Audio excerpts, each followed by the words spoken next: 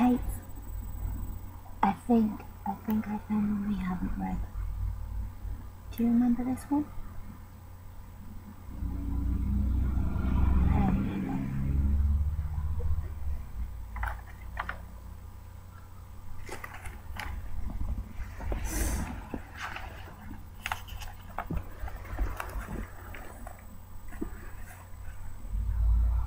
I was once happy and carefree and young, and I lived in a place called the Valley of Vung, and nothing, not anything, ever went wrong, until one day I was walking along and, well, I guess I got careless.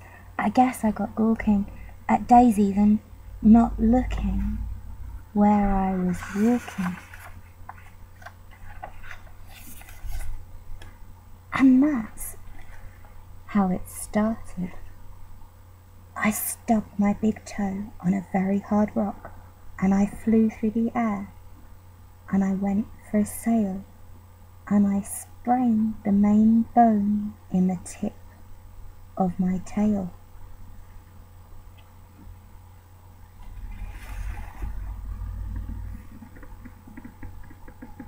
Ouch. Now, I never had ever had troubles before, so I said to myself, I don't want any more. If I watch out for rocks with my eyes straight ahead, I'll keep out of trouble forever, I said.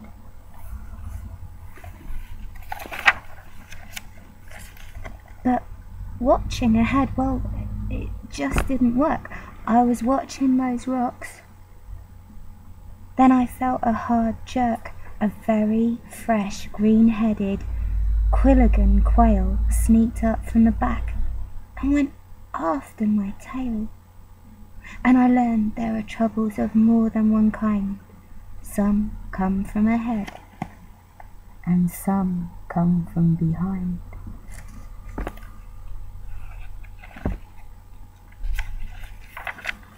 So I said to myself,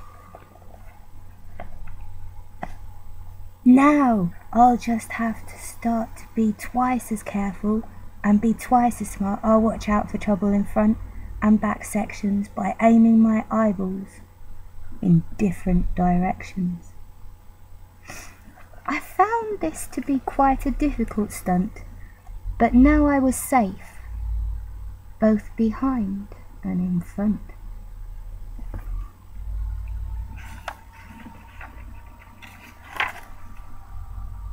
Then, new troubles from above and below. A skirt at my neck and a shrink at my toe. And now I was really in trouble, you know. The rocks and the quail and the skirts and the shrink. I had so many troubles I just couldn't think.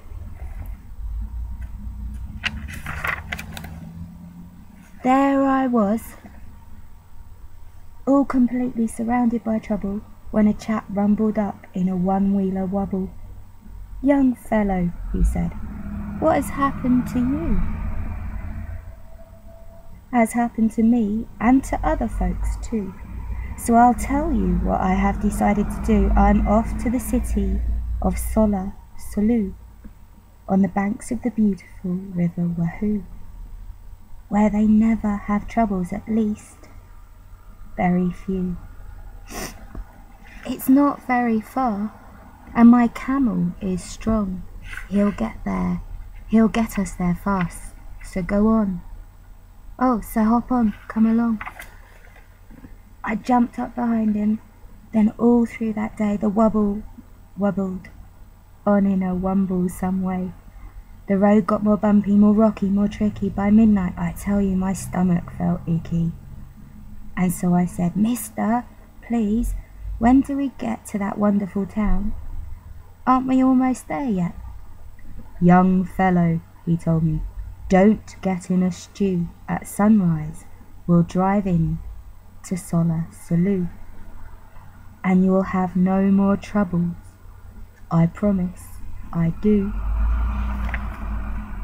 But when dawn finally came and the darkness got light, that wonderful city was nowhere in sight. Instead of the city, we ran into trouble. Our camel was sick and he started to bubble.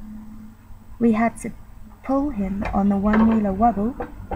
So there we were in a dreadful position. Our camel now needed a camel physician. Now, doctors for camels are not often seen, especially on mountains. They're far, far between. But we pulled that old wobble and set out to find some doctor while dragging our camel behind. I pulled and pulled and pulled. Then the next thing I knew, I was pulling a camel and a womble chap too. Now really, I thought, this is rather unfair. But he said, don't you fuss, I'm doing my share. This is called teamwork. I furnish the brains. You furnish the muscles, the aches and the pains. I'll pick the best roads, tell you just where to go, and we'll find a good doctor more quickly, you know. Then he sat and he worked with his brain and his tongue, and he bossed me around just because I was young.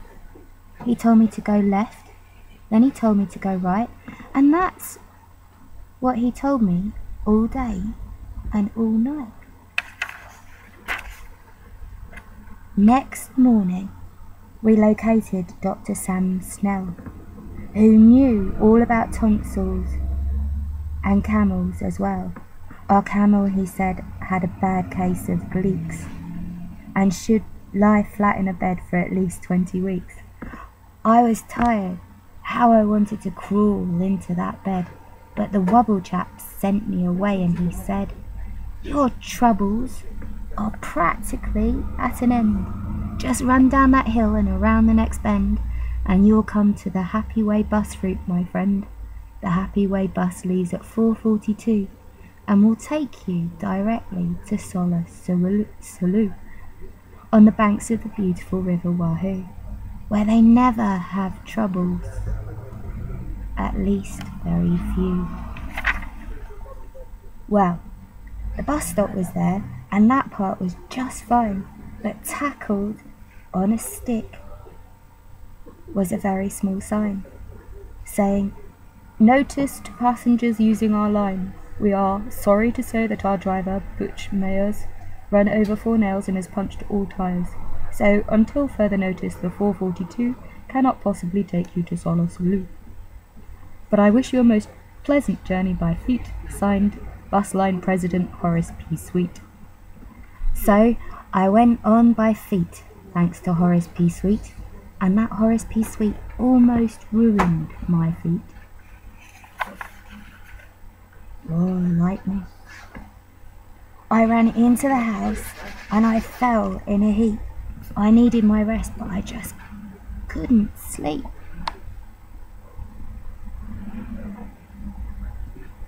Did you ever sleep when your feet were like ice? With a family of owls?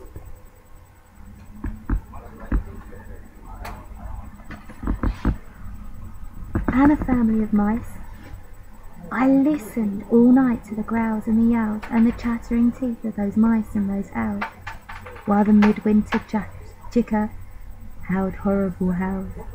I tossed and I flipped and I flopped and I slept. It was 5:15 when I finally slept.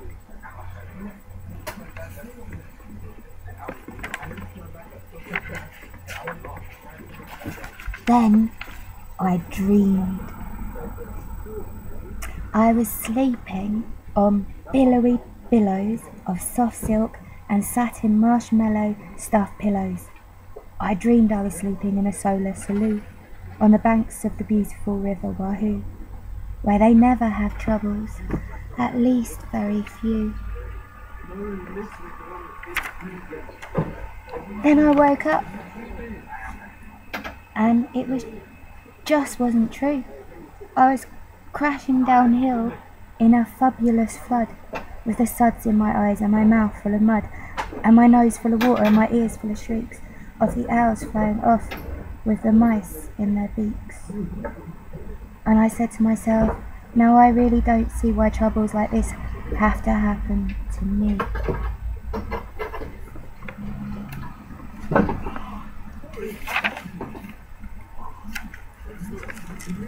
I floated 12 days without toothpaste or soap.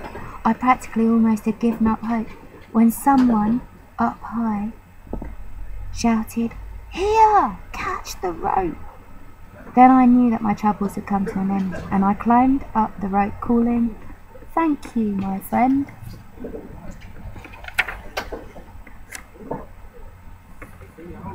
I got to the top, but it wasn't a friend, and I saw that my troubles were not at an end.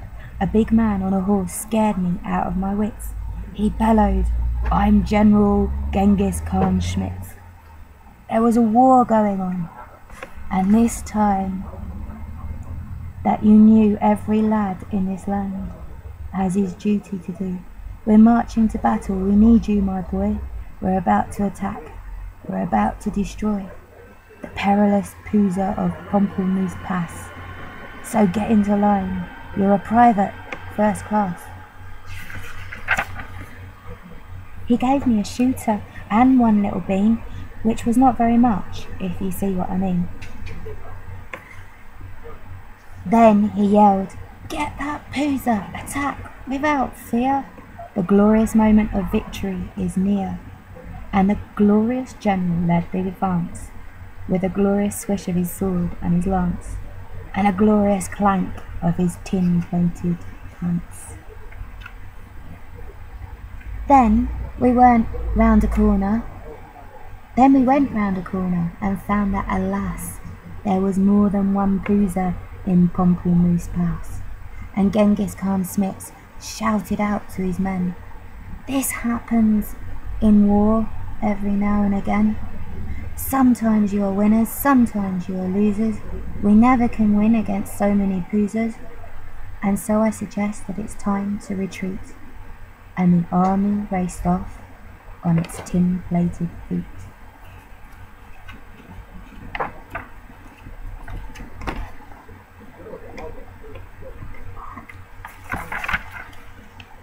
There I was, with more Poozas than I'd ever seen. There I was, with my shooter and only one bean.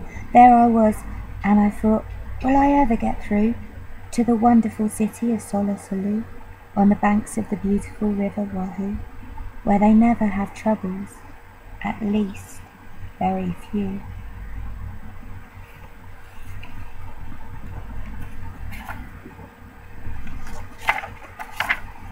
I had terrible trouble in staying alive. Then I saw an old pipe that said, "Vent number 5. I didn't have time to find out what that meant, but the vent had a hole, and the hole's where I went.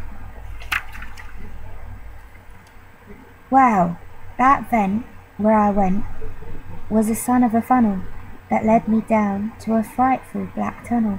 The traffic down there was a mess, I must say, with billions of birds going all the wrong way. They bumped me with bikes and they banged me with dishes. I ran into ladders, beds, bottles and fishes. I skidded on rubbish. I fell in a horn. Troubles? I wished I'd never been born. I was down there 3 days in that bird-filled up place. At least 8,000 times I fell smack on my face. I injured 3 fingers, both thumbs and both lips, my shin bone, my backbone, my wishbone and hips. What's more, I was starved. I had nothing to eat. And damp? Was it damp? I grew moss on my feet. Then, just when I thought I could stand it no more, by chance I discovered a tiny trapdoor. I popped my head out. The great sky was sky blue, and I knew from the flowers I'd finally come through to the banks of the beautiful river Wahoo. I couldn't be far now from Solar Salou. There it was, with its glittering towers in the air. I'd made it, I'd done it, at last I was there, and I knew that I'd left all my troubles behind, when a chap at the doorway that shimmered and shined waved me a wave that was friendly and kind. "Welcome," he said as he gave me his hand. "Welcome, my son, to this beautiful land. Welcome to sweet, sunny Solar Salou, where we never have troubles, at least very few. As a matter of fact, we have only just one. Imagine just one little trouble, my son.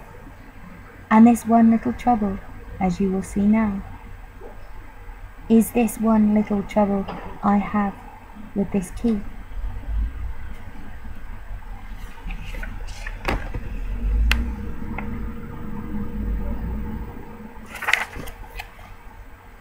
There is only one door into Solar Salou, and we have a key-slapping slipper, we do.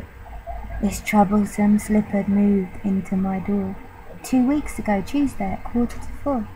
Since then, I can't open this door anymore, and I can't kill the slipper. It's very bad luck to kill any slipper, and that's why we're stuck, and why no one gets in, and the town's gone to pot. It's a terrible state of affairs, is it not? And so, said the doorman of Solar Salou, my job at the door here is finished. I'm through. And I'll tell you what I have decided to do. I'm leaving, he said, leaving Solar Salou on the banks of the beautiful River Wahoo, where we never have troubles, at least very few, and I'm off to the city of Bula Boo Ball, on the banks of the beautiful River Woo Wall, where they never have troubles, no troubles at all. Come along with me, he said as he ran, and you'll never have any more troubles, young man.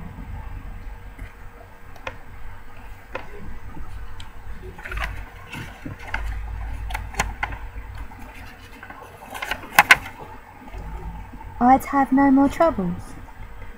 That's what the man said. So I started to go, but I didn't. Instead, I did some quick thinking inside of my head. Then I started back home to the Valley of Vung. I know I'll have troubles. I'll maybe get stung. I'll always have troubles. I'll maybe get bit by that green-headed quail on the place where I sit. But I've bought a big bat. I'm all ready, you see. Now my troubles are going to have troubles with me.